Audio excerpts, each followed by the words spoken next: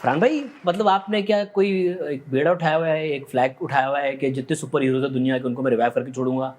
Iron man आप आए, आपने उसको जिंदा कर दिया। स्टार ट्रैक में आप आए, स्टार ट्रैक आपने जिंदा कर दिया। एलिजियम में आप आए, अब उम्र यार। हाँ, वो मैं सारों को तबाह करने की कोशिश कर रहा हूँ। भाई इतना सच नहीं बोलते हैं। हाँ, नहीं का कैरेक्टर प्ले कर रहे हैं आप। इस तरह की फिल्म में ना अगर एंटागनिस्ट और प्रोटैगनिस्ट में एक एनर्जी ना हो ना तो ये बात खत्म हो जाती है। So we are hoping. एक किसी बड़े फिल्म में कहने का था कि जिस फिल्म का विलन जितना स्ट्रांग होगा उसका हीरो उतना स्ट्रांग नजर आएगा। अगर विलन ही वीक होगा तो हीरो क्या करेगा बेचारा? फिर पता ही है ना कि वो, फिर तो हमें पता ही है कि होना क्या है। हाँ, जब तक कि आप उनको वो नहीं दिखाएंगे ना, वो टेंशन कि क्या होगा कि यार ये तो साला शायद हाँ सब खत्म कर देगा, ये तो जो ऑडियंस बैठे उसको भी मार देगा। छुप के देखिएगा। तो कैसा रहा एक्सपीरियंस मेरे लिए? Yes, the best. और लोग मुझसे बार बार पूछते हैं क्यों? क्योंकि हमने पाकिस्तान में बनाई। ठीक है, आप रेस्टोरेंट में जाके खाना खा सकते हैं, उसकी अपनी बात है, लेकिन जो घर के खाने का मजा है वो अलग मजा, यू नो। तो यहाँ पे आके काम करना, अपने लोगों के साथ काम करना, उनसे सीखना, जो मैंने सीखा है वो शेयर करना। अगर हम वो ये ना करें तो फिर हम आगे कैसे बढ़ेंगे, यू नो। और अगर आपकी गाइडेंस में, क्योंकि आप ऑलरेडी इतने बड़े बड़े प्रोजेक्ट्स कर चुके हैं, तो आपने ऑब्वियसली टीम को कहीं ना कहीं इन्फ्लुएंस तो किया होगा। हाँ, नहीं, अब देखिए, हम लोग, सबसे अच्छी बात इस फिल्म की क्या थी कि जिस आदमी ने आपको पानी पिलाया, उससे लेकर जो प्रोड्यूसर्स हैं, एक टीम, एक फैमिली थी, और आपको ये एनर्जी सेट पे आते ही महसूस होती थी।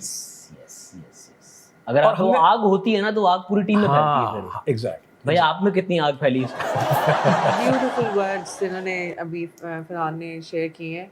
इनफैक्ट किसी भी एक्टर के लिए एक बड़े एजाज़ की बात होती है अपने रूट्स, अपने मुल्क। माशाल्लाह he has a like huge experience to work in Hollywood and you know with among biggest star and all. लेकिन again जब अपनी बात होती है, अपने मुल्क की बात होती है, तो मुझे लगता है कि वो एक अलग ही प्राइड है, वो एक अलग ही फील है उसकी। तो I also take it as honour working after so long, like इतनी फिल्में करने, इतने ड्रामे, इतनी चीज़ें करने के बाद, इतने साल काम करने के बाद, again I feel myself reborn that this work I never done before. एक तरह से आपका बहुत बड़ा वाला कमबैक भी होने वाला है कि अचानक से एक ना लाइक बड़ी फिल्म पाकिस्तान की। एक्टर का हमेशा कमबैक होता रहता है। अगर हर आपको अच्छा प्रोजेक्ट आपका कमबैक है, क्योंकि इसमें ये हमारा ऑनगोइंग प्रोसेस है एज एन एक्टर कि हर फिल्म एक नई होती है और हर कैरेक्टर नया होता है। और ये तो बिल्कुल चैलेंजिंग था। उम्रो यार इज लाइक सिर्फ ऑडियंस के लिए एक सरप्राइज नहीं होगा, एज एन एक्टर हमारे लिए एक बड़ा वो था कि to work with VFX technology in a different type kind, like वो एक जो एक हम लोग करते हैं ना मोनोटोनस एक एक्टिंग, जो हमें पता है, जो काम हमने सीखा हुआ है हम वो कर रहे हैं, लेकिन उसको हम डिफरेंट तरीके से एग्जीक्यूट कर रहे हैं, वो एक अलग चीज़ थी।